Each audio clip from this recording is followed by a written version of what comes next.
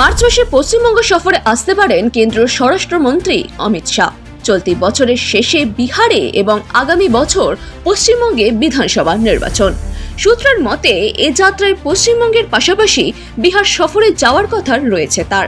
সামনেই পশ্চিমবঙ্গ বিজেপিতে রাজ্য সভাপতির নির্বাচন। সেই আবহে অমিত শাহের রাজ্য সফর তাৎপর্যপূর্ণ হতে চলেছে বলেই মনে করছেন রাজনীতিবিদরা। দিল্লির মুখ্যমন্ত্রীর শপথ গ্রহণের দিন এনডিএ নেতাদের সঙ্গে বৈঠকে প্রধানমন্ত্রী নরেন্দ্র মোদী পশ্চিমবঙ্গ ও বিহারে জেতার লক্ষ্যে এনডিএ নেতৃত্বকে একযোগে ঝাঁপিয়ে পড়ার পরামর্শ দেন। আগামী বছর রাজ্য নির্বাচন হলেও কেন্দ্রীয় নেতৃত্ব বলছেন এখন থেকেই যাতে প্রস্তুতি শুরু করে দেওয়া যায় তা নিশ্চিত করতেই শাহ পশ্চিমবঙ্গ সফর স্থির করেছেন। রাজ্য দলের সাংগঠনিক পরিস্থিতি খতিয়ে দেখতেই মূলত এই সফর। তৃণমূল স্তরে দল কতটা শক্তিশালী তা বুঝে নেওয়াই এই সফরের লক্ষ্য বলে মত ওয়াকিবহল মহলের।